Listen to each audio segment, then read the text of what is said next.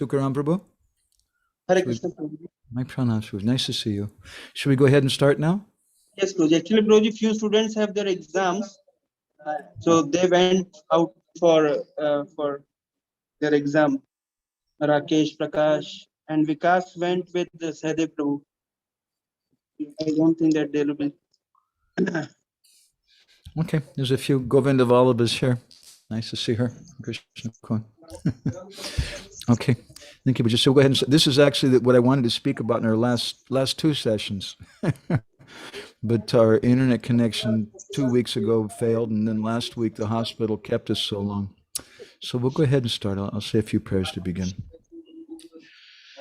Goragraganya gana gotra goloruharam Goranga guratama gopyada kolpa briksham Gopala gada ratidam yati singha gora Govinda deshikavaram satatam namami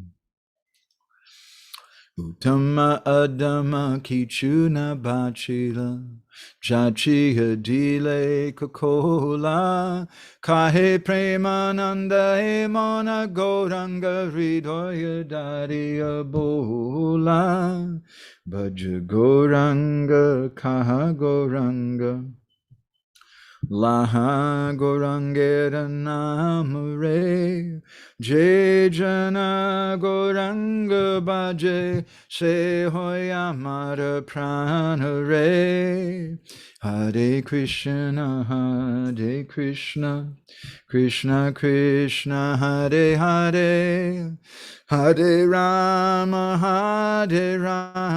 Rama Rama Hare Hare Yashaiva Padambuja Bhakti Labhya Prema Bhidana Padama Pumarta Tasmai Jagan Mangala Mangalaya Chaitanya Chandraya Namo Namaste Chaitanya Chandraya Namo Namaste Chaitanya Chandraya Namo Namaste Madgavirapi Gopala Sri Kriyat Kripaya Jadi Tadaiva Sambhaya Pitva Risha Yustat Priya Janaha Shri Krishna Krishna Chaitanya Sasanatana Rupaka Gopala Raghunath Abda Brajabala Bapahimam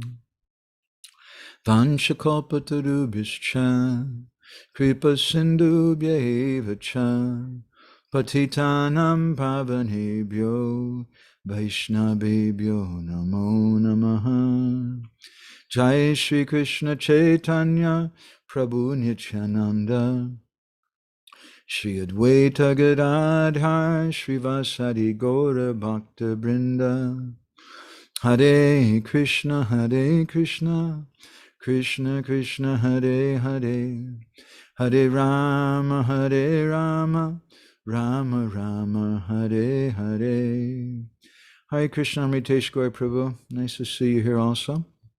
Nice to see everybody. My apologies. I like to be consistent with our programs, but there's a saying you may know in Oriya, Bhagavan Anka Icha.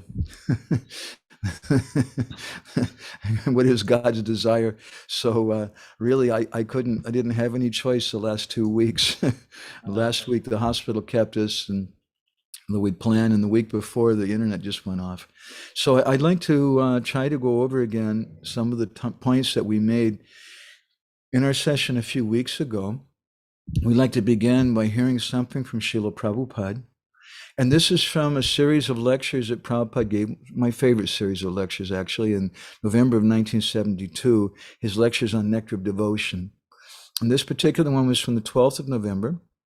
It was in Vrindavan. And I'm just reading a few words from Prabhupada's lecture. He's speaking, by the way, to a group of his leading devotees. We have photographs of these classes in our ashram up in our prasadam hall, for those of you who may have been there, you may remember. And you can see in front of Srila Prabhupada a whole row of dandas. These are Prabhupada's leading disciples that he was speaking to. And Prabhupada said the following words: therefore, if we do not associate with the advanced devotees, Uttama Adhikari, if we simply want to remain in the lowest stage of devotional service, then we are not making progress. Then we shall simply enjoy the material field without entering into the spiritual platform. So this is the second in our series about the Uttama Adhikari Sishya. We spoke already about the Kanishta Sishya and the Madhyam Sishya. And we want to speak something about the transition from the Madhyam to the Uttam. And in our last session, we spoke about the importance of surrender and how that surrender must be there at the time of initiation. And in some previous sessions also, we spoke about the importance of the Uttam knowing Shastra. But I'd like to focus on a few other points today, and especially an explanation, a point which is given in Bhakti Rasamrita Sindhu when it speaks about the Uttam disciple, or the Uttamadhikari. There, Rupa Goswami describes that Prodha Shraddha Adhikari, that his eligibility or his status of being an Uttam Adhikari, and for those of you who are not so familiar with Sanskrit language, Uttama Adhikari and an Uttam Bhagavat are two different things. Many times we treat them as the same, but an Uttama Adhikari means they have the Uttam, or the topmost Adhikar, or qualification, eligibility to receive mercy. And an Uttam Bhagavat means someone who's on that platform. So I'd like to speak a little bit today about the importance of this Prodha Shraddha, this deep faith, and what that means. The Kanishta Adhikari, he has some faith, but he has faith in the deity. He has faith perhaps in the institution, which is also okay. And because of that, he's a devotee. But his faith is not Shastriya Shraddha. It's not based in Shastra. It's based in Lokik Shraddha, or what the common people think. Everybody says like this, so it must be true. And the Madhyamadhikari, he's also not so well versed in Shastra, but because he associates with the Uttams, then his faith is strong. So we want to come to the platform of Uttama Adhikari. We don't want to try to imitate we don't want to be Kanishtas, and we don't want to imitate the Uttams, but we have to cultivate this Prodha Shraddha. And according to the type of association we have, we'll get that type of faith. If we associate with non-devotees, or if we associate with people who are spiritually very weak, then how will we make advancement? We'll take on the quality of faith that they have. And therefore, it's very important in the organization of our institution, when we have programs like IYF and the temple, that we stress, as I know Tukaram Prabhu and Amritesh Gaur is doing, that you stress Shastra, that we stress reading Shastra on a regular basis, reciting Shastra, and learning shlokas and quoting shlokas. It doesn't mean that the persons who are quoting them have realized them very deeply, but we're establishing a principle. Guru Maharaj once said in one class in Bhubaneswar, he told us that if you can't quote Shastra, don't tell them you're my disciple. So from that point, and another time I remember I was with Guru Maharaj in America, and one of his godbrothers, who I saw had very loving exchanges with him, Guru Maharaj greatly appreciated, that godbrother gave him a book that he'd written. And I was there along with Guru Maharaj when Guru Maharaj later opened up the book and flipped through it. Guru Maharaj didn't read the book. He looked through the book, I don't know, 5 or 6 8 different pages, and he looked at me and he said, "No shlokas?" Ha! And he put the book down. Actually, the author of the book was citing different Shastric principles, but he wasn't quoting the Sanskrit. Now, someone may say it's not so important to quote the Sanskrit. We can just give some English translation, and we can say something like Krishna says in the Bhagavad Gita, just abandon all varieties of religion and surrender to me. And that's okay. We get the concept. But better than that, if we can quote the Shastra, because we need to set a standard in our society, the standard where devotees have faith in that Shastra. The English translation is very one-dimensional. Krishna's words, prati shloki, prati akshri, nananta koi, there's unlimited meaning in every verse, every word, every syllable that he speaks. And that can't be captured in a one-dimensional English translation. Something is given there. And of course, Srila Prabhupada is very empowered. And we're reading Srila Prabhupada's reflection, his understanding of these Sanskrit words. But at the same time, we should also note the fact that many different times, for example, in the verse Vayam Vitya Binivesa Tashat, a verse from the 11th canto, I think I've come across 3 pretty much completely different English translations from Srila Prabhupada, all 3 from Prabhupada in different books, because that same verse has many different subtle nuances. And if you look in commentaries of our acharyas, there's still many other points that can be made. Once Srila Prabhupada was asked by some devotees, what will you translate after you've done Srimad Bhagavatam? And Prabhupada said, oh, there are many books we may do. There's Padma Purana, there's Vishnu Purana, we may do Bhagavad Gita. And when he said that, the devotees were a little shocked. They said, well, Prabhupada, you've already done Bhagavad Gita. And Prabhupada said, there are so many different Gitas that we can do. We based our translation on the commentary of Baladeva Vidyabhushan, but there's also a commentary of Vishwanath Chakravarti Thakur. Sridhar Swami's given a commentary, Ramanujacharya has given a commentary, Bhaktivinoda Thakur has given a commentary. There's so many different commentaries that we could do. We could do so many different Gitas. So that's a very significant point. And it teaches us that we should stress the original Shastra, because by doing that, we can create a culture where people respect that Sanskrit, and we set a standard that this is what we should quote Shastra, even maybe we're not a Sanskrit pundit. And as those of you who listen to kathas from Western devotees are used to seeing, their translation, my pronunciation is often faulty. I hear many times devotees saying things like, let's go to Guru Puj, instead of saying Guru Puja, or it's Prabhuji, is it the Purnim yet, instead of saying Purnima, or things like that. There's many different funny pronunciations they use. We have a kind of ISKCON vernaculum for that. But Srila Prabhupada wanted the devotees to learn to pronounce properly. And this will give us faith. So this faith is such a very, very important principle. And I wanted to speak to you a little known story that we printed in some of our issues of Krishna Katamrita Bindu. I think it was, I don't know, issue 457 to maybe 461 or 62, something like that. And this is a story about a devotee whose name is Chanda Roy. And Prema Vilas, this is a preliminary comment, is a book written by Nityananda Das in Bengali.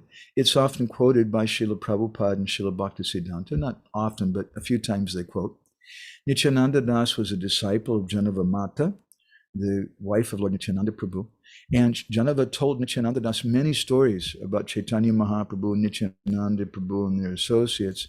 And then she ordered him to make those stories into a book. It was Prema Vilas. So in the 18th chapter of that Prema Vilas, there's an amazing story told about a caste Brahmin and ruler of Gadarhat. His name was Raghavendra Roy.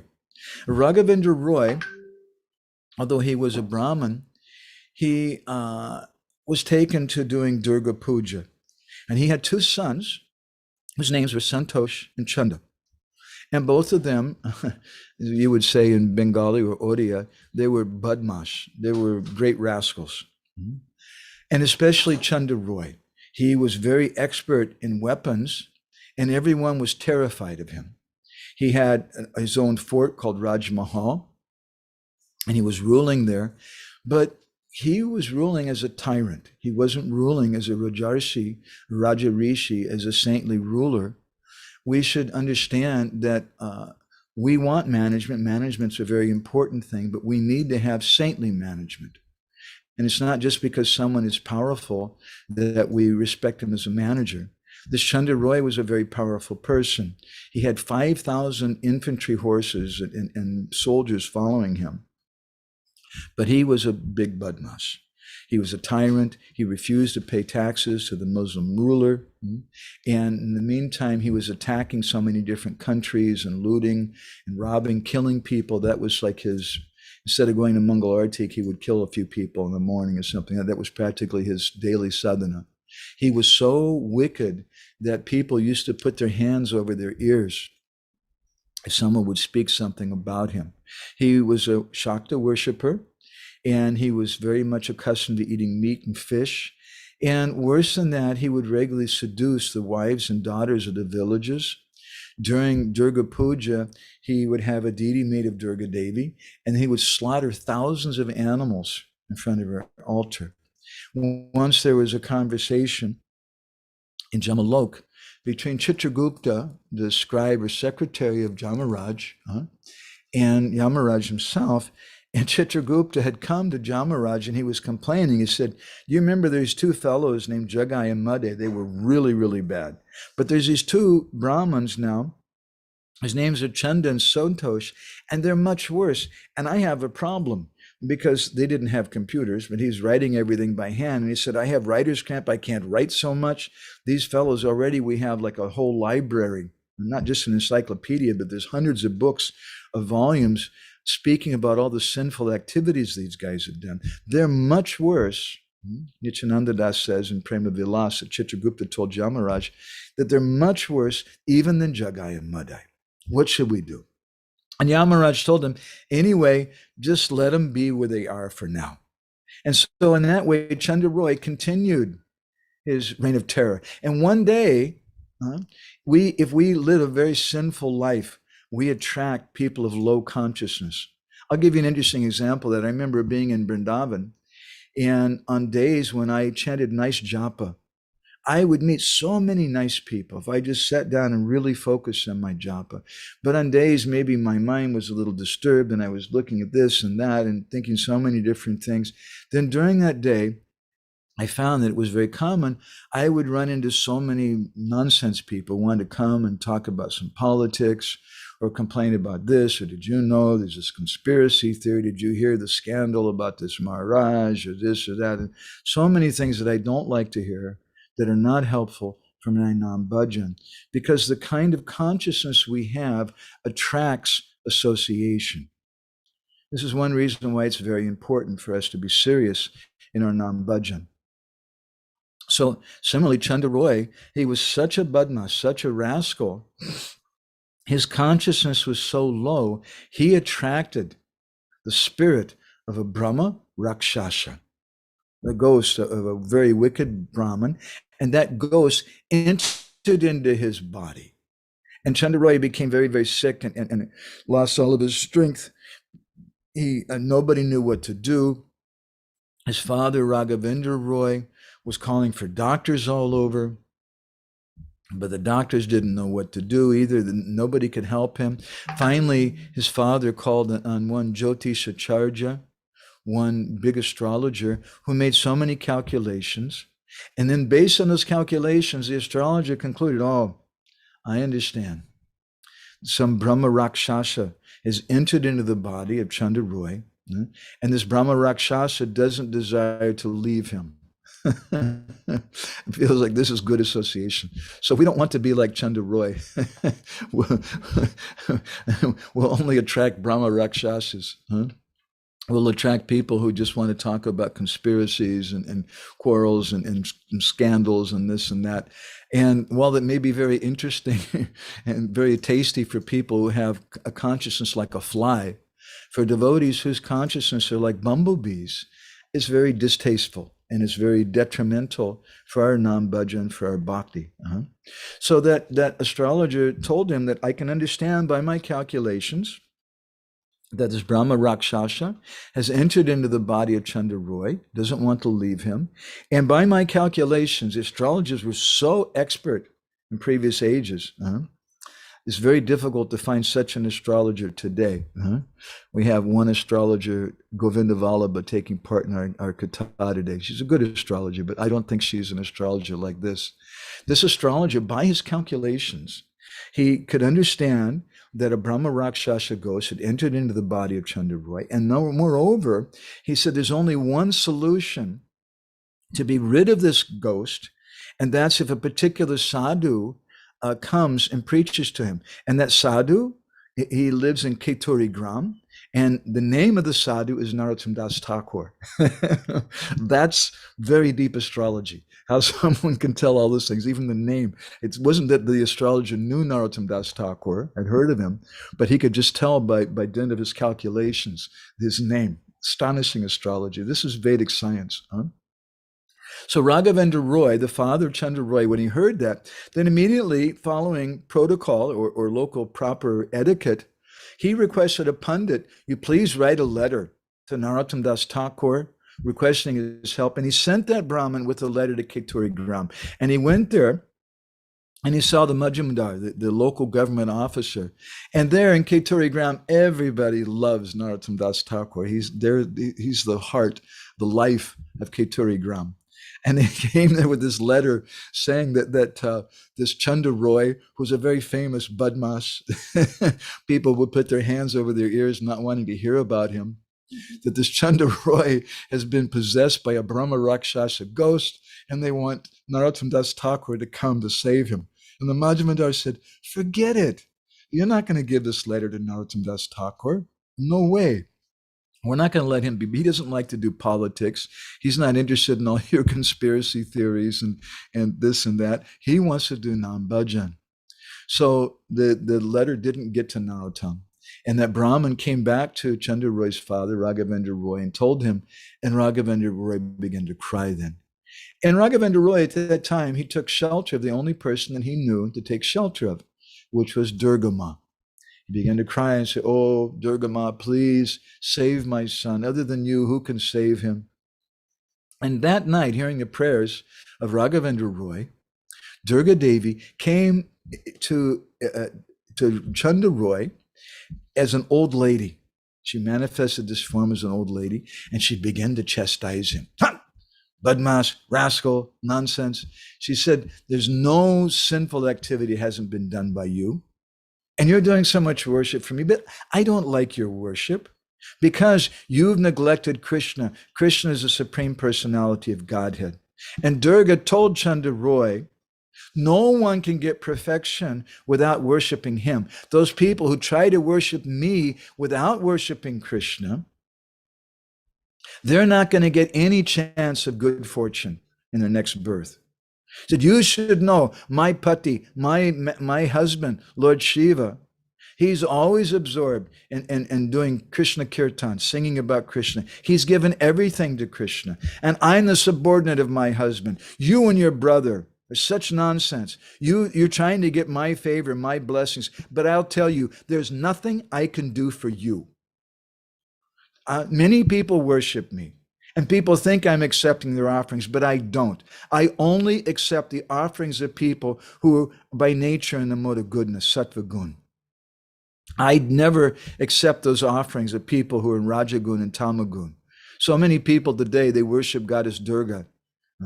They worship Kali, and they offer non-vegetarian things, that they kill goats and things for it. But she doesn't accept that. It's said that her associates, her ghosts and witches, they accept those things. Do you want to eat that kind of prasadam? So she began chastising Chandra Roy. She said, Shastra says that Krishna is the Supreme Personality of Godhead. Only he can solve your problems. Only he can give you liberation. Only he can give you devotion. You should know. People are talking about you. Jamaraj and Chitragupta are very disturbed by the mountain of sins you've gotten. So you should worship Govinda, Krishna. You should follow the astrologer's advice and take shelter of Thakur Mahasaya, Narottam Das. And she told him about a previous thing that happened. There was one devotee, his name was Govinda Kaviraj, who was a disciple of Srinivasacharya. And previously, he was worshiping me, and he was praying to me for salvation, but I couldn't give him salvation. Narottam is dedicated to Srinivasacharya. And Srinivasa and Narottam, they're the same in heart and mind, although they have two different bodies, but they've come to save the personalities in this world. So someone who surrenders to their feet, they'll get Krishna. And someone who criticizes them is just going to suffer terribly. And speaking like that, then suddenly that old lady, who was actually Durga Devi, disappeared. And when Chandra Roy heard that, as we sometimes say in America, he had an attitude adjustment. He was very astonished. And that morning he called for his father and he told his father, I had this dream. It was very amazing. Please, Father, please this time send 2 Brahmins with another letter to Narottam Das Thakur and beg him to show mercy on me. So again, they sent a message, this time in the hands of 2 Brahmins. They went to Katuri Gram, and somehow this time they managed to get darshan with Narottam Das Thakur. They bowed down at his lotus feet, and Narottam received them in a very loving way. He said, oh, who are you? It's very nice. We had some guests come to see us. Where did you come from? And they said, our dear sir, please read this letter and you'll understand everything. And Narottam said, yes, I'll read the letter, but first you should have some rest, sit down, have a place to stay, take some prasadam, then I'll read the letter. This is the nature of Narottam Das Thakur. Although his father was the king of Katuri Gram, he was a great prince. And although he's famous as a Siddha Mahatma, and although everyone loved him, he's the biggest man in Katuri Gram. When these guests came to see him, who didn't even appear to be Vaishnavas, or particularly big persons, but Narottam treated them as a Titi Bhagavan, as special guests. And he first wanted to make sure that they were rested, they had prasadam. He treated them in such a loving, affectionate way. It's a very important thing to understand. Sometimes we think, oh, I'm a devotee. I distributed more books than anybody else, and therefore I should get respect, and we try to demand respect. But we should take an example from Narottam Das Thakur's life, how humble and how he behaved, even with these non-devotees. So he read the letter, and Narottam had also heard something about Chandra Roy and how bad he was. So he did another thing which we can also take some inspiration from. He turned to a dear friend who was Ramachandra Kaviraj. Narottam Das Thakur, in one of his songs, he sings that Ramachandra Sangamage Narottam Das, that Narottam Das Thakur is always desiring the association of Ramachandra Kaviraj. In other words, as Prabhupada comments on that song, he says that Narottam always desires to have the association of a devotee. And he's taking shelter of a devotee. He doesn't just decide himself about something. So Ramachandra Kaviraj read the letter and he said, wow, this is really bad. Why is it really bad? We might not think it's bad, it's just some politics. But for the devotees, for Chaitanya Mahaprabhu, when he was here in Jagannath Puri, and the devotees came to him and told him that the brother of Madhavananda Roy, Gopinath Patanayak, he's on the Chanda, and they want to kill him. And it's not right, the thing they want to do to him. And Chaitanya Mahaprabhu said, why are you coming to me with all these politics? I don't want to hear about politics. And if you keep doing this, I'm leaving. And I'll go stay in Alarnath in Brahmagiri. And I'm not going to associate with you because I don't want to deal with these politics. And by showing us that, he's teaching us. He is the Supreme Personality of Godhead. But now he's come in the mood of a devotee. And he's teaching us that being a devotee means we take shelter of Krishna. We take shelter of Krishna Nam. And Sarva Karana Karanam, as Krishna is the source of everything, solves all problems. If we take shelter of Krishna in the form of his name, all problems will be solved. And this is a definition of Shraddha, or of faith, to understand that the Krishna Bhakti Koili Sarva Karma Krita Hoy, that if I just take shelter of bhakti, everything will be solved. So it's a great test. We see in the world today, there's so many things going on, but who takes shelter of bhakti and who's taking shelter of politics? But Ramachandra Kaviraj and Narottam Das Thakur, they knew about Chandra Roy. They knew about what a rascal he was. They said, well, what can we do? And Ramachandra Kaviraj told him, he said, Narottam, You're the embodiment of prema.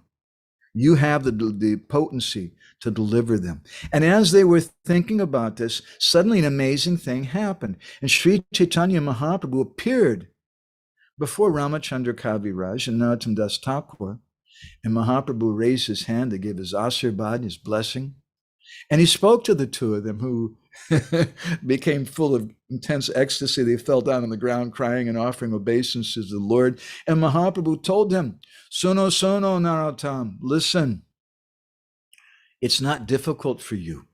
You can deliver these two wicked sinners. You go there, give them your mercy. They're waiting for that. It's my wish that this Brahma Rakshasa leave Chandaroy's body. And this is a purpose why you've appeared in this world, just to deliver the fallen conditioned souls. Therefore, you should go there and free them from their sins. And then when Chandaroy becomes freed from that Brahma Rakshasa, you should give him initiation. So this is how Krishna gives mercy. My Guru Maharaj once commented, he said that if we approach Krishna for mercy, Krishna may say that I don't have any mercy because I gave that away. I don't have any mercy left. And this is the version of Jiva Goswami and Bhakti Sandarbha. He says that Krishna doesn't have mercy. But of course, Krishna does have mercy. Hey Krishna Karuna Sindhu Dina Bandho Jagat Pate. We pray to Krishna that he's Karuna Sindhu Dina Bandho, that he's full of mercy. He's the ocean of mercy. He's a friend of the poor. So if you say he doesn't have mercy, and we'll become very disturbed, who am I going to go to then? What will I do? Krishna does have mercy. But what is that mercy of Krishna? It's Krishna Kripa Sri Murti Gurudev. Krishna reserves a right to give mercy through his devotees. Chaitanya Mahaprabhu is appearing before Ramachandra Kaviraj and Narottam Das Thakur. He could have also appeared before Chandaroy. He could have clapped his hands and the Brahma Rakshasa ghost went away. But he didn't do it. Why? Because he wants to give the credit to Narottam Das Thakur. He reserves a right to give his mercy through his devotees. So those people who don't want to approach the devotees, they're fools. They may be worshiping the deity, but Sabhakra Prakrite Smita, the 11th canto of the Bhagavatam says, they're Kanishta devotees, they're Kanishta Sishyas. They may be a disciple, they're initiated. They're a devotee. They're worshiping the deity, but Natad Bhakteshu Chanyeshu. They don't appreciate the devotees. They don't know how to give proper respect to others. Because if we don't take shelter of the devotees, there's no hope. And therefore, Srila Prabhupada, in this lecture we're reading from in 1972 in Vrindavan, he said, we must associate with the Uttama Adhikaris. Otherwise, we won't make advancement. So the next morning, they started to get ready to make the journey. But before they left, the Majumdar, who was taking care of Narottam Das Thakur like his own son with so much love and affection, he heard about the letter and he ran running to Narottam Das Thakur. He said, please, Narottam, don't do this. This Chandaroy is Bhot Badmash. He's a big rascal. You should, and Narottam said, no. Chaitanya Mahaprabhu has given his order, his agya. I have to go. And then that Majumdar said, yes, then Chandaroy is blessed that he's going to get. I wish I could go with you, but I have to stay here. So anyway, when you get back, you tell me everything that happened. And so then Narottam Das Thakur, Ramachandra Kaviraj, and a few other of their associates, they offered obeisances to the deity of Gauranga Mahaprabhu that Narottam Das Thakur was worshiping, very wonderful deity who self-manifested for Narottam Das Thakur. That's another long story, which is given in Prema Vilas. We won't tell now. They offered obeisances to that deity because that's the system amongst the Vaishnavas. Before we leave the house, before we go to do something, we bow down to the feet of our Ishtadev and ask for their Ashirbad blessings. And then they started out. And the devotees who couldn't go with them, they began to cry. And Narottam Das Thakur pacified them. And that party began walking, followed by those two Brahmins who went behind, keeping Narottam Das Thakur and the others in the front.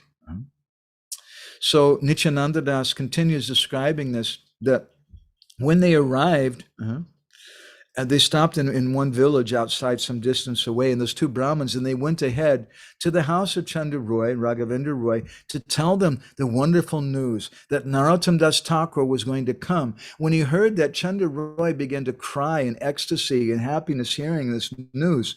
And the villagers, the elders of the village, they immediately set out to meet Thakur Mahashoy. And it's mentioned in Prema Vilas that they went along with many wise Brahmins and a group of musicians. Very beautiful. This is how you receive a senior person. The senior persons go there because then they see that these wise Brahmins are there. And they greeted them with some musicians. In other words, some auspicious sounds, some music. And then when Narottam Das Thakur came there, they found the village was decorated. There were pots all along the roads filled with water and decorations in them. There were banana trees all over the place, and all the houses were decorated with flower garlands. People had taken water and turmeric and spread it on the ground, and all the ladies were making their hula hula sounds. I'm not going to try to imitate that with their tongues.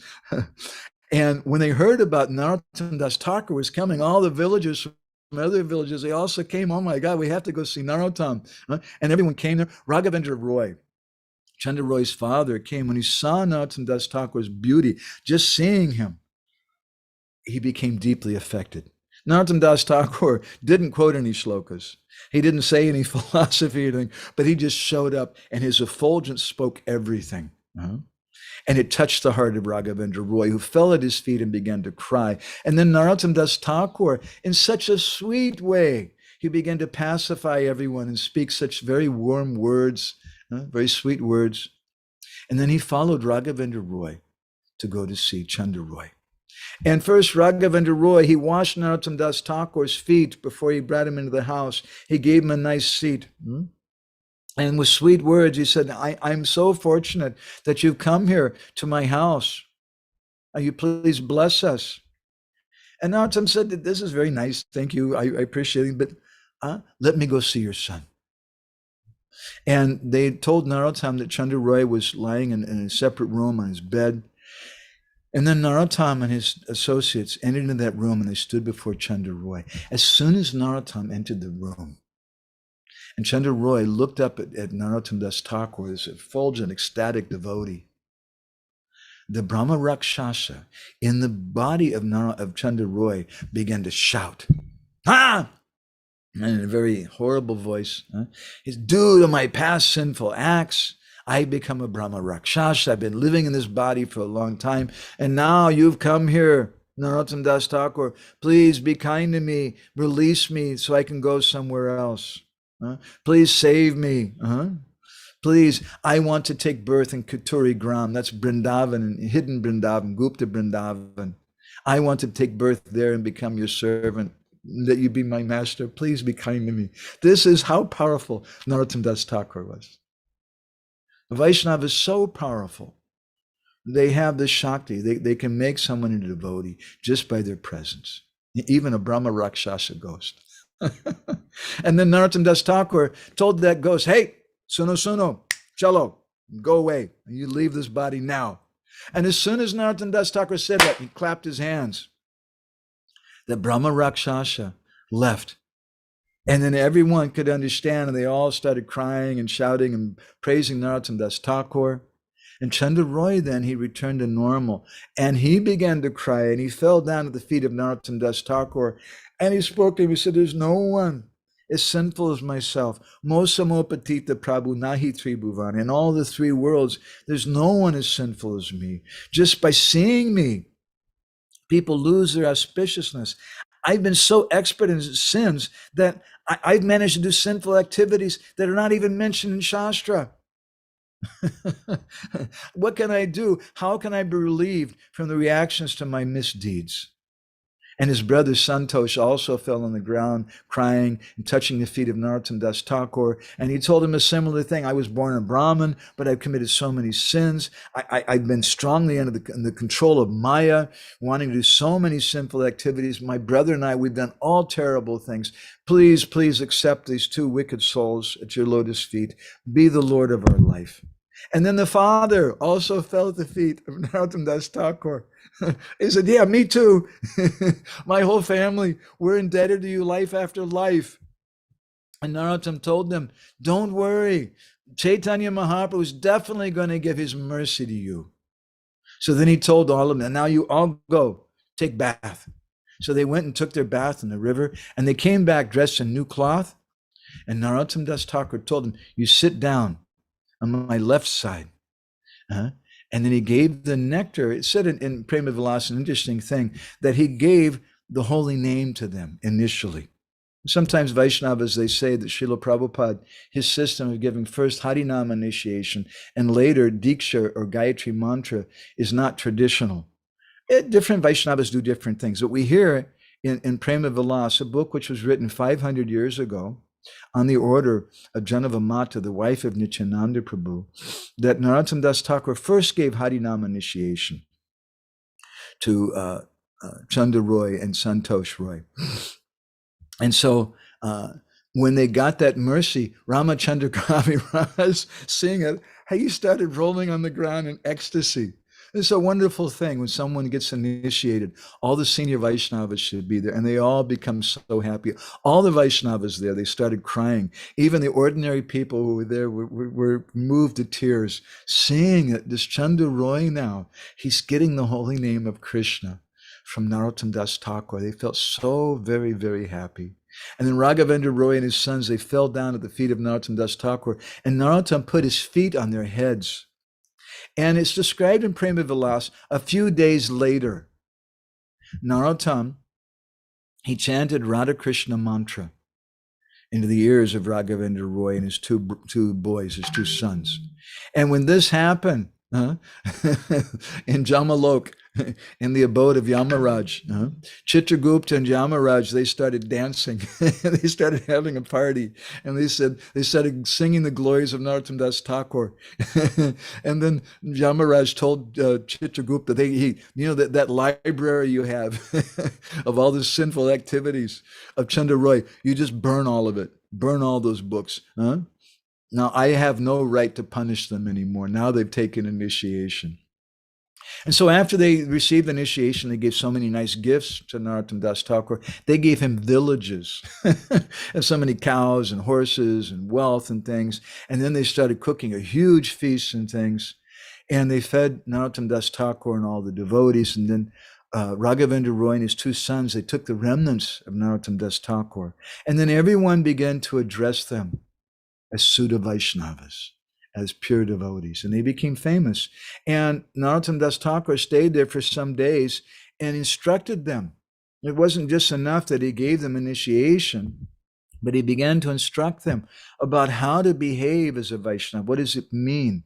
And after he fully instructed them, then Narottam Das Thakur, he said, please, I have to go back. My Thakurji, Gora Roy, is there in Kituri Gram. And when they heard that, all the devotees began to cry in separation. But if this is the desire of Gurudev, what can we do? So they decorated 10 boats with gold and jewels. One boat just for Narottam Das Thakur and his associates. And then the father and the boys, they also went with him. And they all went to Kituri Gram. They had darshan of Lord Gora Roy, and they stayed there for some time in the ashram of their Gurudev. And again, every day they were hearing Krishna Katha and Kirtan from Ramachandra Kaviraj and from Narottam Das Thakur, and they were learning from their Gurudev. Because it's not enough just that we take initiation. When my Guru Maharaj kindly accepted my request to give me initiation in America in 1993, at that time, I spoke to someone who was a well-wishing friend of mine. His name was Bhakti Tirtha Maharaj, and I mentioned to him that my Guru Maharaj had agreed to initiate me. And he told me, he said, you should understand that initiation means to initiate or to begin something. This is just the beginning. So in a similar way, Santosh and Chanda Roy, they'd been initiated, but now it was just the beginning. And they were instructed by Narottam Das Thakur. So we shouldn't just think, oh, I've got an initiated, now I should get respect. I have Brahman initiation. We should learn. We should learn the mood of our Gurudev. So they spent 10 days there in ecstasy, hearing and chanting with Narottam Das Thakur. Life is good. After 10 days, then Chanda Roy, he asked his Guru Maharaj, please, Gurudev, please give us permission to go. We have so many works to do. We have our responsibilities. And Narottam told him, you're my son. And you should remember that the lotus feet of Krishna, Satyam Param Jima, that they're the only truth. And everything else is illusion.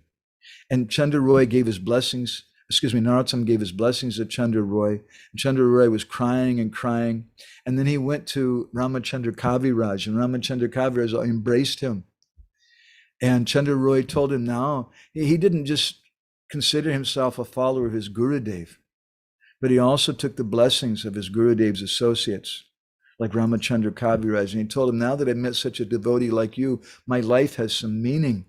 And then he offered Ramachandra Kaviraj some gold coins and some nice ornaments and garments and things. And he begged Ramachandra Kaviraj, you please bless me that I can serve my Gurudev nicely. This is a proper behavior of a Vaishnava. And so then they returned home, and the whole way going home, they were just talking about the pastimes of Krishna that they heard from Narottam Das Thakur. So after some days, Chandraroy, one day after he'd gone back home, he decided to take a bath in the Ganga. And he went there, and Chandraroy's a big man. He had hundreds of horsemen and 400 companions with him, and they were all taking their bath and cooking some prasadam there. And at that time, the Muslim ruler, he had a spy who came there and saw this. And so he went and told the Nawab about this. And the Nawab became very angry, and he sent a big army, and they captured Chandraroy. And he began to chastise Chandraroy. You haven't paid your taxes. You've been conquering so many different countries, doing so many bad things. And he told the men, you beat Chandraroy with a whip. Now, Chandraroy has become a devotee. It's very interesting. But Chandraroy didn't complain, and he was not disturbed. And he thought to himself that I deserve this. Actually, I deserve more than this. This is Prodashraddha. He's not looking for some other source. What happened? There's a conspiracy against me. This is not right. Somebody said something. That was maybe Santosh is doing some politics, my own brother, against me, going to the Nawab. He wasn't looking for some conspiracy. He wasn't looking for a secondary cause of things, but he took himself to be the cause. Tatenu kampam susamikshamaano. He accepted, no, this is my fault. This is a symptom of Prodashraddha. And although Chandraroy wasn't a big Pandit scholar, he learned Shastra from Narottam Das Thakur. He learned some things, but most importantly, Chandraroy had this Prodashraddha. And the symptom of it was when he was being beaten with a whip by the Nawab, then Chandraroy was completely undisturbed. He thought, I deserve this. I deserve more. And he told the Nawab, whatever punishment you want to give me, it's okay. I accept it. And the Nawab then ordered, okay, don't beat him anymore, but you should put him in an underground jail. And that underground jail was not a very nice thing. It wasn't like a 5-star hotel. They're full of cockroaches and rats and nasty things. And they kept him there, and they didn't feed him anything. And it looked like Chandraroy was just going to die. When Raghavendra Roy and his family heard what had happened to their son, that he'd been captured by the Nawab, he was very desperate. He immediately wrote a letter to Narottam Das Thakur, who was very shocked about that. And they sent so many people, but the Nawab wouldn't let Chandraroy go. And so Raghavendra Roy was very crying, what can I do? And he finally made a proclamation that anyone who can get my son out of prison, I'm going to give them a big reward. But nobody knew how to do it. What can we do? Finally, one fellow showed up. And this fellow was a very nasty looking fellow. He was all dressed in black kurta, black dhoti. And he had some bones, human bones around his neck and a necklace and things. And he came and he said, I can do it. I'm a tantric. I know how to do it. And Raghavendra Roy said, look, I don't mind how you're dressed. If you can save my son, I'll give you villages. I'll give you horses and cows and wealth. I'll give you so many things. I can't live without my son, Raghavendra Roy. So that tantric, he knew some secrets. And so he managed to get to Chandraroy. He knew about some underground tunnel. This is tantric people. They like caves and underground tunnels. They know about all those things. And he managed somehow to enter into that prison where Chandraroy was.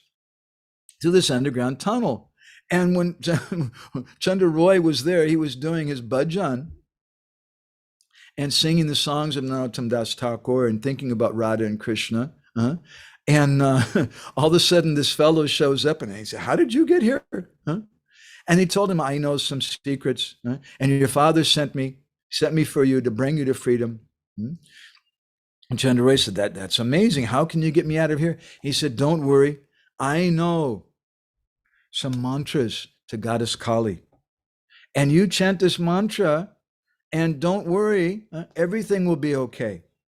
Now, you chant this mantra, and we'll be able to go through these tunnels. The tunnels are full of cobras and scorpions and different traps and things that are very dangerous. But you chant this mantra to Goddess Kali, and everything will be okay. And Chandra Roy said, "What is that? I'm not going to do that. I'm a Vaishnav." And the tantric said, No, it's okay. Chant the mantra because you're doing it for the service of Krishna. Sometimes we hear even some devotee astrologers, they say things like this, that anyway, you chant this mantra to what is it, to this planet are more likely to Sunny, to Saturn or something. And in this way, because you're doing it as a devotee for service. But Chandra Roy, my connection is going a little bit. Chandra Roy said, "No, what can I do? I'm not going to do this." And Narottam and Nityananda Das in Prema Vilas, he describes the words at that time of Chandra Roy. And these words are full of prodashrad. He has strong faith. And we can see, although he wasn't a big personality, he was totally in the mode of ignorance, big personality in terms of being a Vaishnav. He wasn't a big devotee. He came from a very sinful background. But now he had strong faith in the lotus feet of his Gurudev. And so he told that tantric, "Thakura Mahasoy Pada Dila Mo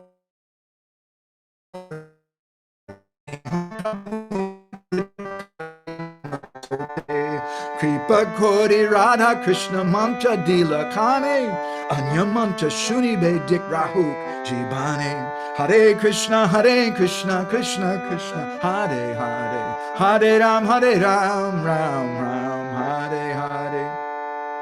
He said, "What are you saying? Thakur Mahasoy Padadila Moramate.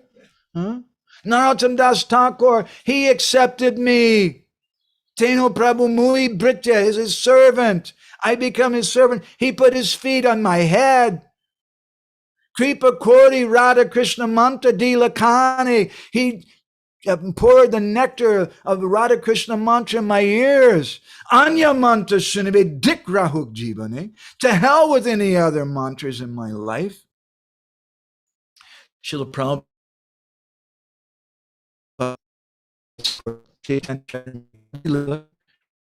chapter 79, he says, in the list of the 10 offenses in chanting of the holy name of the Supreme Personality of Godhead, Hare Krishna, the 8th offense is Dharma Britta Tyaga Hutadi Sarva Shubha Kriya Samyam Api Pramada. One should never consider the chanting of the holy name of Godhead equal to pious activities like giving charity to Brahmins or saintly persons, opening charitable educational institutions, distributing free food, and so on. The results of pious activities do not equal the results of chanting the holy name of Krishna. It's not that there's something wrong with opening educational institutions. There's nothing wrong with distributing free food. There's nothing wrong with giving charity to Brahmins and saintly persons. These are good activities. And Krishna says in the Gita, but when someone's taken initiation, they're in a different category. And therefore, at the time of initiation, when Gurudev accepts a disciple, he tells him about the 10 offenses to the holy name. And the 8th offense is Dharma Britta Tyaga Hutadi Sarva Shubha Kriya Samyam Api Pramada. That if you think that some dharma or some britta, some tyaga, some renunciation, huta adi, doing some fire sacrifices, sarva shubha kriya, some shubha kriya, some pious activities, that these are samyam, that these are equal to the holy name, you're making a great mistake. You take shelter of the holy name, and that's all that's required. Chanda Roy, he told that tantric, go away. Leave me alone. I won't hear any other mantra. Chanda Roy had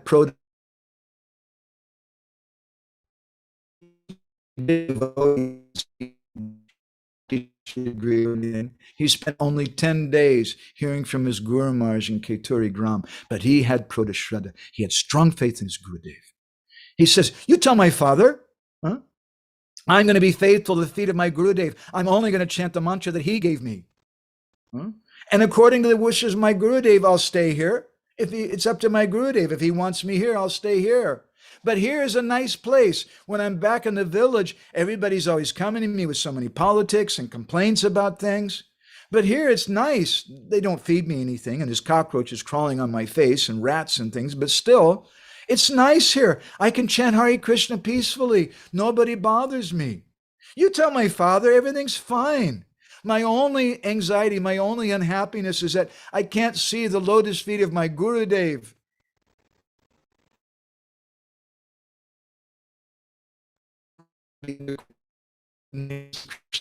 And Chandra Roy began singing the songs about Krishna and meditating about serving Radha and Krishna. He took shelter at that time, not of politics. He didn't take shelter trying to do the blame game. Whose fault is this? It's that nonsense Nawab. He's such a rascal. Or maybe it's the fault of my guards, my bodyguards. They didn't protect me from the Nawab's soldiers. Or it's the fault of this or the fault of that. He accepted his own fault, and he accepted this as Krishna's arrangement. My Guru Maharaj used to say that if you find yourself in a situation where you can't change things, where you can't control things, then you should accept this is Krishna's arrangement. And he began just to sing the songs written by his Guru Maharaj. Radha Krishna Pranamora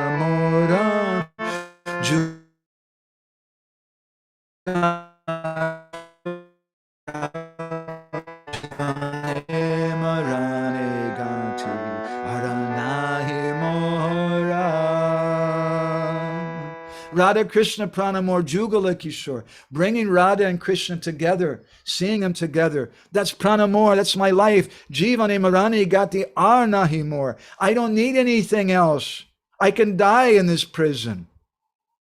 After some days, the Nawab became a little agitated because when he would go past the prison there, he was expecting to hear Chandra Roy crying in misery and begging for mercy, but he would go past the prison and he would hear him doing kirtan and laughing sometimes in ecstasy. And the Nawab said, what is this?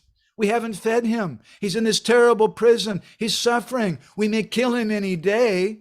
So finally he went to see him.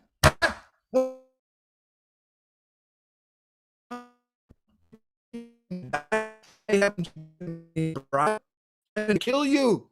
And then the Nawab was so angry, he ordered this huge drunken elephant to be brought. A big crowd of people came to watch. They tied up Chandra Roy's hands and feet, and they brought him out. And Chandra Roy, it had been maybe a few weeks since he'd eaten anything, and he's tied up his hands and feet.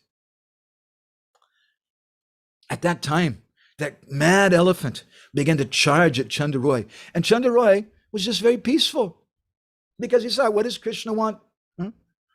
He's taking shelter of bhakti. Sarva karma krita hoy, that bhakti will solve all my problems. He has Prodashraddha. Chandra Roy, although he didn't look like a big Vaishnav, he was an Uttama Sishya. He's a topmost disciple of Narottam Das Thakur.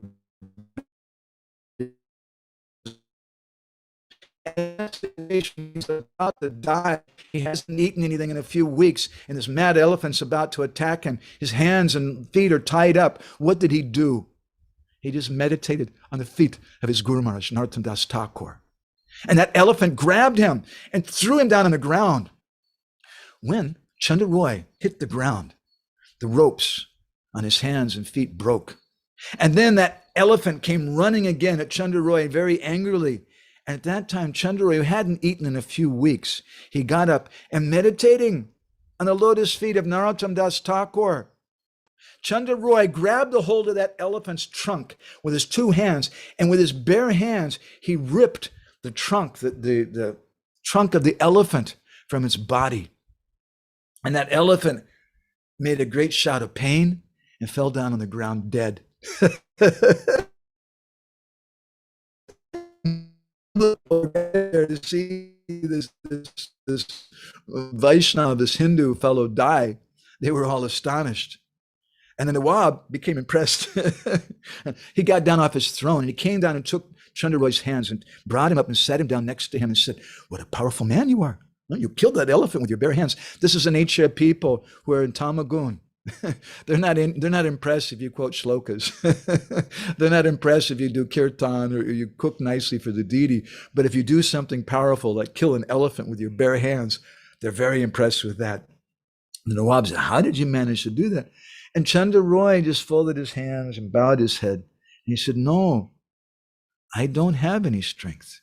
Mukam kodoti vachalam pangum langayate gadyam yakripatamaham bande shri gurum dinataranam. I'm lame. I can't speak. I can't walk. It's only by his power that I can do anything." And the Nawab said, "Well, what is this? Tell me further." And then Chandra Roy said, "You put me in prison, but I tried not to feel sorry for myself. And I tried to be happy and just remember the mercy of my Gurudev, how he took care of me. And you didn't feed me anything, but it was okay because that whole time I was relishing the taste of the holy name. And I was keeping alive by chanting that name. And I never felt unhappy. Rather, I felt very comfortable, very peaceful. And then when you brought me here to kill me from this elephant, I just meditated on the lotus feet of my Gurudev. And then when the elephant caught me the second time, the power to kill him came from my Guru." And he says, "If you don't mind, I'll tell you another story. When I was in prison, my father sent some tantric fellow. He knew about it. And when he proposed to me that he can take me out if I chanted this Kali mantra. He wanted me to chant that I could get free. I told him, no, I would rather die. Let me stay here. This is a nice place in this prison. I'll only chant the mantra that's been given to me by my Gurudev." And I told him, "You tell my father I'm not going to leave this prison." When the Nawab heard all of this, he was astonished and he embraced Chandra Roy. And everybody who heard and saw this, they all fell down on the ground and offered respects to Chandra Roy. This is how Chandra Roy preached. And the Nawab called for a very beautiful horse, expensive horse. "You give this as a reward for Chandra Roy." And he told him, "Now you can go home. I give you everything back that would belong to you." And he orders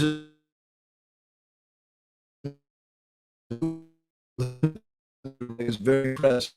He gave a real mark of his palm to Chandra Roy so nobody would bother him. And then Chandra Roy started going home. But as he was going home, he thought, "No, this is not right. The mercy that I've gotten is not from my father, but rather Guru Mata, Guru Pitta, Guru Hanapati. My Gurudev is my mother. My Gurudev is my father. My Gurudev, he gave me this strength. So I should go to him first. This is Prodha Shraddha. He has this faith. He's an Uttam Sishya." So then he wrote a letter to his father and brother and told him everything. He said, "I've gone to Keturi. You please bring some gifts to offer to Gurudev." And then when the person brought the letter, Raghavendra Roy was full of ecstasy and he took Santosh and they all went to Kuturi Gram. And when Chandra Roy reached Kuturi Gram, he got off the horse. Residence. There he saw Narottam sitting with Ramachandra Kaviraj, and Chandra Roy fell down at his feet and began to cry. And Narottam Das Thakur, Ramachandra Kaviraj, was so happy to see him. Narottam embraced his disciple and asked him, "Are you okay?" And Chandra Roy then told him the whole story. And Narottam Das Thakur put his feet on his head. And just around that time, Raghavendra Roy and Santosh Roy, they arrived there and they began glorifying Narottam Das Thakur. And Narottam blessed them. He patted them on the backs. He put his feet on the head of Chandra Roy, but he patted them on the back, Raghavendra Roy and Santosh. And then Chandra Roy, he turned to his father and he said, Father, why did you send that fellow dressed in all those black clothes to me? Didn't you know it was wrong? And when Narottam Das Thakur heard it's not very proper etiquette, but Chandra Roy can't control himself. This is Udgar. It's just coming spontaneously from his heart of devotion. Narottam Das Thakur smiled at Chandra Roy. Just see, he has Pradashraddha. Just see, he's an Uttam Sishya. And the father, Raghavendra Roy, became ashamed. And Raghavendra Roy fell down at the feet of Narottam Das Thakur. Please forgive me. I did a bad thing. I didn't have faith in the holy name. I sent this tantric fellow to give some other mantra to my son. I just cared about him. And then Raghavendra Roy turned to his son and begged him, please forgive me. I'm very sorry. I just did it out of love for you. I couldn't control myself. And then the father and son embraced each other and began to cry. And Raghavendra Roy said, we're all tied up together at the merciful feet of Narottam Das Thakur. This is Vaishnava Sangha. Who's really the father? Who's really the son? And all of them stayed there for some days doing kirtan and hearing Krishna Katha for 5 days from Narottam Das Thakur. And then they started back for their home. So this is a wonderful story from Prema Vilas, something we printed in our Bindu magazine some years ago. And I think this is a wonderful example of someone who's Uttam Sishya. And again, Chandra Roy, his quality of being an Uttam Sishya is described in the Bhakti Rasamrita Sindhu, that he has the quality of Pradashraddha. He has strong faith. He didn't take shelter of politics or diplomacy. When problems happened, he saw, this is my own fault. When someone came with a mundane solution, you just chant this mantra, and it's a mantra of Kali. Kali's a servant of Krishna, and you're doing this for Krishna's service. He's refused. No, I'm taking shelter of my Gurudev. I'm not going to take mantra from any other person. Sometimes I've once or twice over the years, we've gone to see some astrologer. And sometimes they tell you, oh, you should chant this mantra for Rahu, or chant this Chandra mantra, this mantra for the moon or something.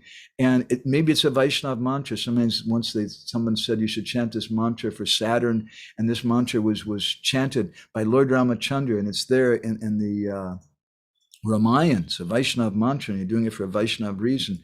But I won't chant those mantras. I got a mantra from my Gurudev. And if my Gurudev tells me to chant some other mantra, then I'll do it.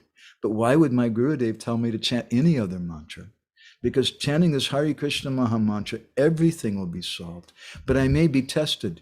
I may be beaten. I may be put in prison. Someone may try to kill me. But we should learn the quality of an Uttam Sishya. We should be a proper disciple and develop this Pradashraddha, this firm faith that no, let them kill me.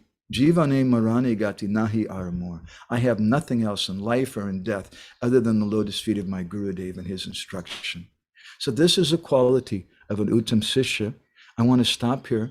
In our next session, we'll speak something more, and many more qualities and some other examples of some other Uttam Sishyas. Oh, Krishna. I'm sorry, my maybe let me check the sound volume here.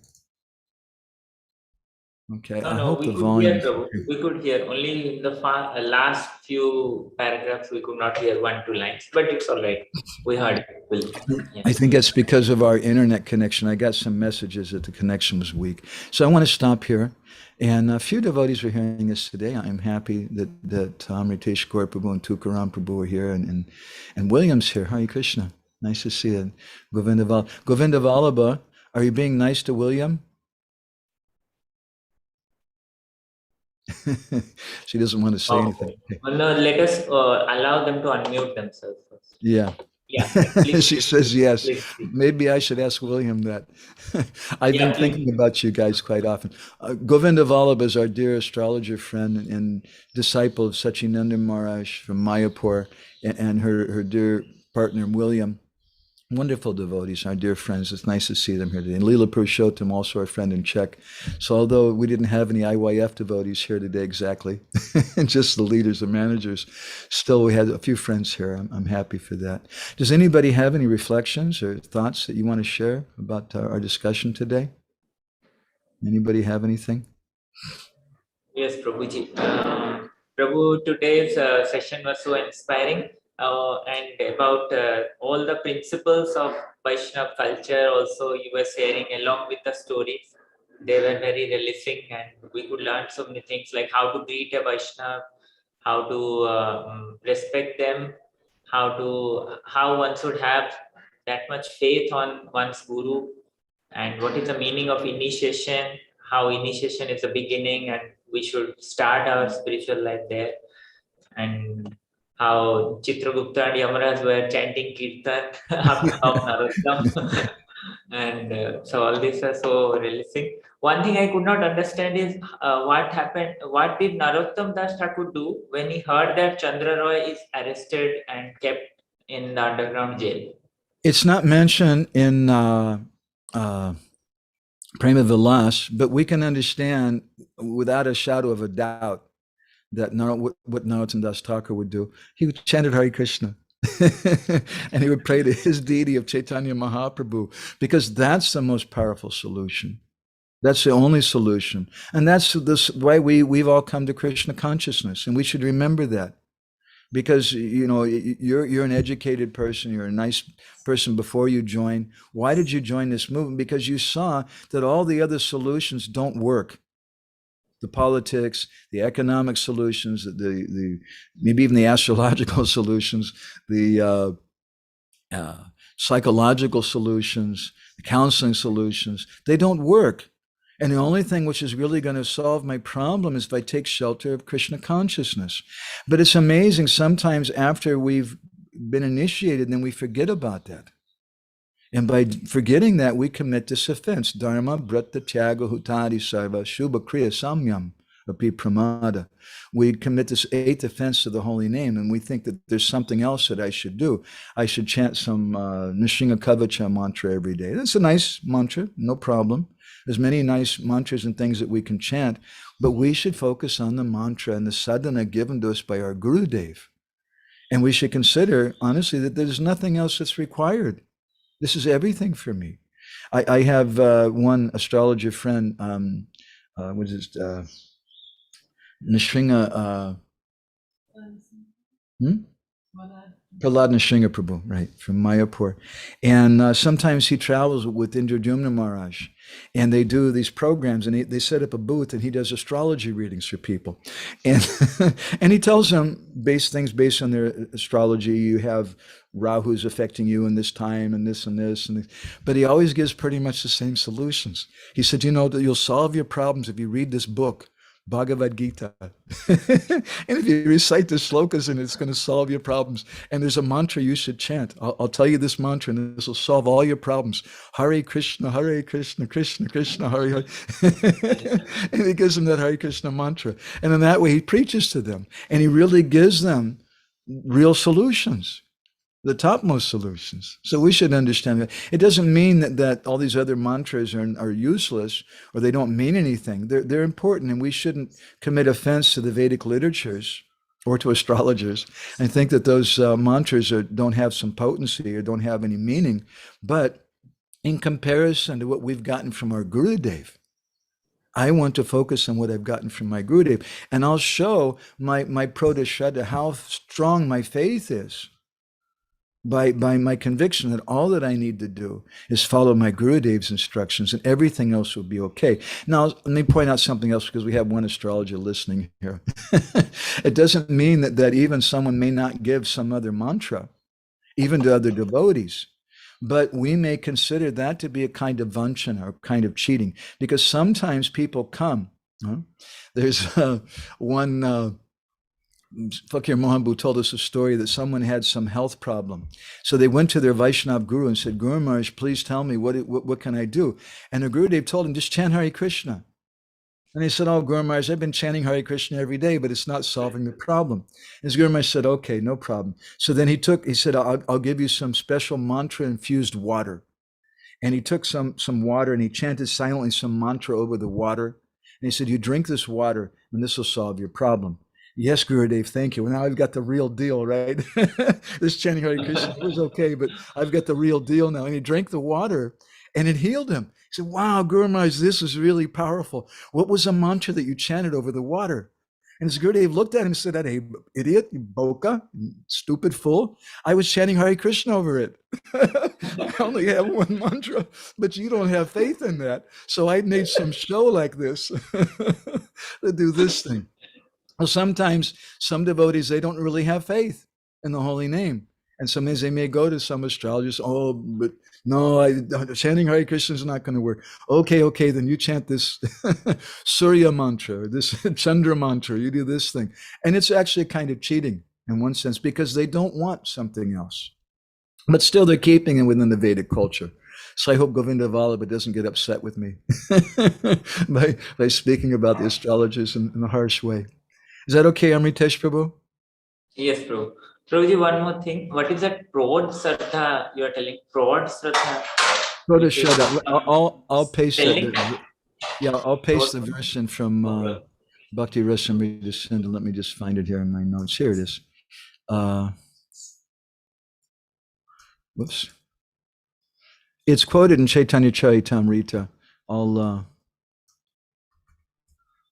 from Bhakti Rasamrita Sindhu here. I'm just pasting it into the chat here. Let me give the translation also. Okay. Yeah, so Prodashraddha. Prodashraddha, it says here. Someone who has deep faith. Prodashraddha. That's what we are stressing something today. Okay. Are you speaking? I can't hear you somehow. Yes, Prabhu, I am okay. I understood. Okay. Prodha is written. Okay. Anybody else have any reflections or anything? William, are you okay? Is Govinda Vallabha being nice to you? Are you They alive? can unmute themselves. They can unmute. Yeah. We can also Hare see your. Hare Hare Krishna. Krishna, Prabhu. I didn't put my makeup today. I think that there would be too many marks. I think it could be like a little traumatizing for the devotees here. Better Oh that I my don't God. put myself on the camera, Prabhu. That's really terrible. Govinda Vallabha. You should be nice Hare to Krishna. him. William Yeah. is so nice. Yep. Hare Krishna. I've been wondering about William for so long, how he was doing. We haven't seen him any time. Nice to see you again, William. Do either of you have any reflections from what we spoke today? Oh, Prabhu, I had a question actually, if I can ask. Okay, sure. So I was wondering about that person like wearing all black and like having like the Kali mantra and everything. And then I was just remembering at that time, I think it's like more like a Christian saying. And it goes like that, you know, that like there's somebody like in the ocean, and then like he's waiting for God to help him, and then the first boat came, and then he said, "No, I'm waiting for God," and then another boat came. So I'm just wondering, like, how are we able to perceive or discriminate whether, you know, that black sadhu with the Kali mantra is, you know, like the mercy of Krishna and like the protection of Krishna, or, you know, if it's Exactly. just us taking shelter of like something else. Very, very good. Sometimes we see even persons who practice bhakti because they have material desires. They have some desire in their heart, and Krishna sees their desire. So Krishna wants to fulfill the desire because Krishna says, Ye yatam mam prapadyante, tam sutaiva bhajamyaham. If someone does bhajan for me, then I want to reciprocate. But I see in their heart what they want is a beautiful girl or a nice husband or some money. And they're understanding that I want to be a devotee. And they're not even asking for those things. But Krishna sees that in their heart they really want that. So then Krishna arranges for them to get it. And we've seen many times devotees, when they get that, they think, oh, this is Krishna's arrangement. This is so nice. I didn't ask for this, and this very nice lady's coming, this very nice man. It's Krishna's arrangement that I get this thing. So like you're saying, how do we know that it's Krishna's arrangement? It's not Krishna's arrangement. The answer is that, first of all, we have no brain. Kamais taista hritta jnana prapadyante. Krishna says in the Gita, as someone who's lusty, they have no brain. So we don't want to think for ourselves. We want to depend on Gurudev. And by taking shelter of Gurudev, by taking shelter of Sadhu, and doing the Nam Bhajan that he's given us, then Krishna says in Gita, Dadami Buddhi Yogam Tam, I'll give them intelligence, and we may be tested. You know, these tantrics, they dress in black. Sometimes they put human bones and things around their neck. Sometimes they smear ashes from dead bodies on their body. Sometimes, it's really disgusting. I heard some things about this. They take human stool and they put it under their fingernails. They're really, really tamagun fellows, but they get some kind of Shakti from that. So Narottam Das Thakur is just saying, he could have thought, anyway, this is Krishna's arrangement, Krishna's sending. But because he has this prodashadha, this deep faith in his Gurudev, and he's depending, then his Gurudev, Dadami Bodhi Yogam Tam, gave him intelligence, what was good and what was not good. Otherwise, it's very difficult. And we see people can just accept anything, but maybe it's Krishna's test on us. Does that make sense, William? Yes, it does. Thank you so much. Okay, you've been okay? Your health's been all right? Yeah, well, I've been struggling with my health quite a bit in the last couple of weeks, but now it's getting better and better. Okay, good. Yeah. Hey, Govinda Vallabha, please cook nicely for him. Take good care of him. William's a good soul. Thank you so much, Prabhu. Hare Krishna. Govinda Vallabha, you have any reflections you want to share? You don't have to, but just in I case. love the story. It was such an amazing story. Just like, you know, I was just thinking how we read about these things and you watch movies like that, you know, where people get the superpowers and they just pray and then something amazing happens. And I was like, this is already in our Vaishnava line and this is not just a story. So I thought that was very wonderful, the power of Guru, faith in Guru. Yeah, thank you. It really touches the heart myself when I hear about that. And such a person, such a rascal nonsense. Yeah. But he became a devotee. It gives me some hope. And he had such faith in what his Gurudev gave him. It gives us some hope. Chandra Roy must have a good background. Something, I don't know. Or at least he got some causeless mercy. Prabhupada once said, the devotees asking Prabhupada, how do we get this mercy? And Prabhupada said, I created your mercy. So maybe they had some background, or maybe Prabhupada created their mercy. I don't know. Leela Purushottam, Prabhu, do you have any reflections you want to share? Hare Krishna. I have to go somewhere where it's a little peaceful. I'm in Damodara, actually. Acha. Nice to see you. But I go a little outside. Well, for me, of course, the story is just breathtaking. But for me, especially, what was remarkable was that part about the mantra. Actually, I was thinking that there's quite few thoughts for me, like, because actually it was. I understood it that his faith, Chandra Roy's faith in the mantra, or in the Guru, actually, was manifested by his faith in the mantra. So I was thinking, is there a direct parallel to it? Like in the Hari Bhakti Vilas, Jiva Goswami quotes a verse, Yo mantra sa guru sakshat, yo guru sahari swayam. That you should understand the mantra that you chant, that's not different from your Gurudev. And in his Pajavali, Srila Rupa Goswami says, Ataguroshi padadvanva bhaktim, that by chanting Hare Krishna, you'll get Guru Bhakti. So Chandra Roy exemplified all of this. Although he didn't have a good background, apparently, maybe in his previous life, something was there, I don't know. But it doesn't say. It just, rather, he was just a rascal, but he had strong faith in his Gurudev, and he took shelter of the holy name with great faith, and he got everything. It's interesting to me, like you see behind me, I've got all these books here. I collect books like anything. I collect ideas. Some people, in the same way that I collect books, they collect mantras. I know devotees like that. This is one friend of mine. Luckily, every time I contact, says, I just got a Tulsi Gayatri. And there's a Radharani Gayatri and a Nityananda Gayatri, and he's got all these Gayatri mantras that he, and if you want Madhavananda, I'll get, and I never like chastise him because we don't have that kind of relationship. But I say, oh, that's very nice. Thank you. And he gives me and I never chant those mantras. I mean, Nityananda Gayatri, doesn't that sound really cool? I would love that. Yeah. Or Radharani Gayatri, wow. But I want from my Gurudev. And I'm not going to, and because I don't accept this person, he's a friend, he's nice, but I don't accept him as my Gurudev. So it's just like I collect books, he collects mantras. It's his hobby. It's quite interesting topic for me actually, because I would really like to hear much more and get a little deeper into the, like, to really understand the methodology of the mantra. Like you have the, like what does it really mean? I mean,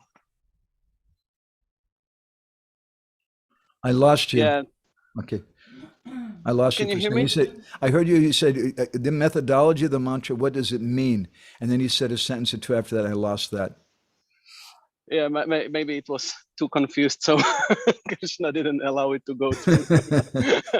No, just because it's, like the basic understanding is that you get your sambandha with Krishna within the mantra from Gurudev. So now my concern is, like, what does it constitute to have the mantra, to chant the mantra, to I mean, because one thing is to have a thread and walking around, oh, I've got these mantras, but another thing is to have a deep understanding what's actually going on. And we can see, like, on this story, then it immediately reminded me of story of Gopkumar in Brihad Bhagavatamrita. It's so essentially centered around his Krishna mantra. Yeah. So we can. It's not that we shouldn't ever chant any other mantra. I'll say that slowly. We can look in the life of Srila Ramanujacharya, great Acharya.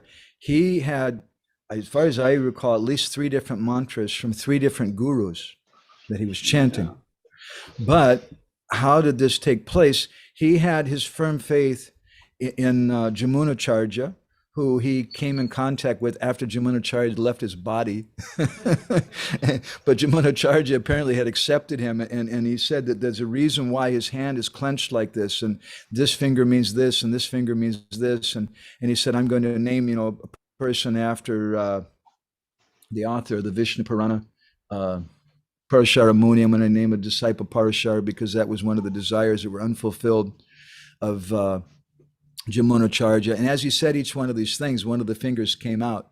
And he took mantra from one person, but later he took mantra again from Gosti Purna. He took mantra from Mahapurna. He had several different gurus. They gave him different mantras. And while it's not described that I've seen any of the biographies, I think it's quite clear that Ramanujacharya considered strongly that Krishna sent these persons. And my humble opinion is that when we come in touch with a bona fide guru in disciplic succession, we may need something more. We may need another mantra. Maybe another mantra might help us. Maybe some instruction from another Vaishnav might help us. Maybe our Gurudev leaves this world before he can give us something that we need. But we should have firm faith that I have this connection. As you mentioned, my grandmas used to say that our Diksha Guru is our Sambandha Datta. He gives us the connection with Krishna. In fact, he is our Sambandha. He is our connection with Krishna. And if we please him, then whatever else is required, maybe we need another mantra. Maybe we need a Nityananda Gayatri or Radha Gayatri. Then he'll send some other mantra, some other Vaishnava to give us that mantra. And the Dhammi Buddhi Yogam Tam will know in our heart that Gurudev sent this person. We'll feel it. I could, honestly, I don't want to be like a Sahaja, but I prayed to Prabhupada. I cried to Prabhupada, you please send me Guru. I need someone like you. And when I met my Guru Maharaj, then I just felt in my heart, I was just completely convinced Prabhupada sent him to me. I could just feel that. We'll understand that if we're sincere, if we pray. Gurudev and Krishna will reveal that. Okay. Krishna Kund is here also. She has, go ahead, Prabhuji, Leela Purushottam. Thank you so much. Yeah, was another thing I was really surprised when I got to know, like, it paraphrases the same principle that you mentioned now, Actually, our Chaitanya Mahaprabhu, he got one mantra from Ishwar Puri, but then later he got Kama Gayatri mantra from Ramananda Roy. So it's quite. He got Like, he got sannyas mantra from Keshav Bharati. Yeah. Although there is quite clear story that first he gave the mantra. Mahaprabhu gave to him. then- Yes, that's a fact. But thank you so much. It was very helpful. Yeah. Thank you, Vijay. I think Krishna Kuhn has some reflection she wanted to share too. She's here. I can't turn the camera to her, but I can give her the mic. I just have a simple reflection. I was very much touched by your personal story in connection with Chandan Roy's story, how our consciousness attracts our association. I mean, it's such a simple point, but I think it's very significant that it all depends on how we take shelter of the holy name.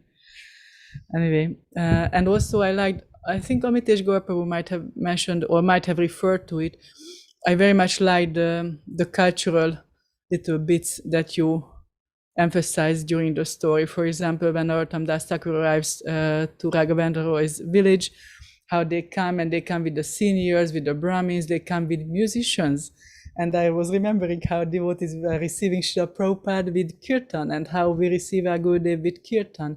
And this is our tradition. And this is, and of course the story is just like, the story is just a reason to beg and pray for this kind of faith in Guru. Well, today was a good day for me because 2 weeks ago I wanted to tell this story. I really wanted to tell. I love this story, and then the internet connection dropped. So then last week I thought, okay, finally I'll be able to tell it. We're going to go to in person. We can do kirtan with the devotees. I was really excited, and then the people at the hospital just kept us, and finally we were over an hour late, and I couldn't tell it last week. Krishna Kun's saying it's not such a cheap thing. So today's a good day. We finally got to speak this. And thank you, Tukaram. Tukaram, do you have any comments or anything you want to add? I'm sorry, we should have asked you. Yes, Prabhuji. Prabhuji, I like this point that Mataji told at last, that our consciousness attracts association. In this regard, I remember, I was hearing from Radha Govind Maharaj was telling that, like in Ramayana, we see that demigods were they were thinking that Lord Ramachandra is going to become a king. So then what will happen to Ravana, how he'll go to forest and how his mission will get accomplished. So they went to Saraswati and then said that, Saraswati, you should do something. And then Saraswati tried to find out someone whose consciousness was not very good, and she finally found Manthara. And then whole of the intelligence of Manthara got paralyzed, and she spoke something which was very much against. So Maharaj told like that when we see some dirty, filthy place, so there we throw some garbage. Garbage. So similarly, so if our consciousness is filthy, then people will come and throw garbage over us. And if our consciousness is clean and pure, so then we'll attract that kind of people around us. Wow. I hope I can get your association more Tukaram Prabhu, because then my consciousness will become clean. It'd be important. And Amritesh Gaur Prabhu. Thank you very much. That's very sweet. So just a little announcement for everybody, if anybody's interested. Let's see, today at 7:30 tonight, from 7:30 to 8:30, I'm supposed to give a class, Indian time, to the GBC SPT. It's about Raghunandan Thakur.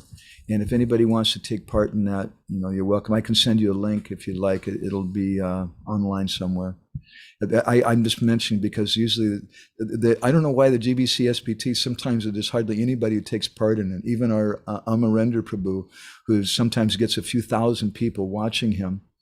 When he did the other day, I think they had 30 or 40 people only, which is nothing for him. So I don't know, maybe it's whatever reason. Anyway, it's nice. And I'm not like... Prouda Saddha upon you. What? They have Prouda Saddha upon you. Yeah, they had some faith in him. He's very special. But I'm not so special. Last time I took part, I think there was 4 or 5 devotees, and that was it. Something like today. But it's nice if the 4 or 5 devotees interact, and there's some reflections and things, and then it creates a sangha. So I want to thank all of you for that. And I guess we'll see you guys tomorrow, on Friday. we'll come in the afternoon something and get to see you then. I told them that they should contact you, Amritesh Gaur Prabhu, Gauranga Prabhu for that program.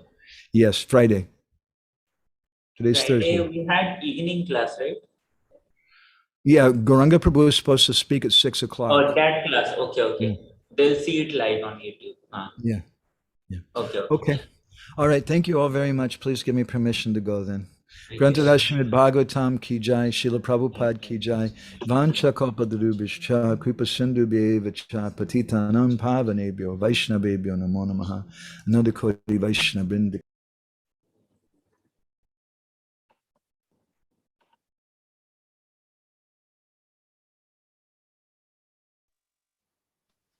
Thank you so much for organizing. Yes, Very wonderful. thank you very much. I think that. Hare Krishna, everybody.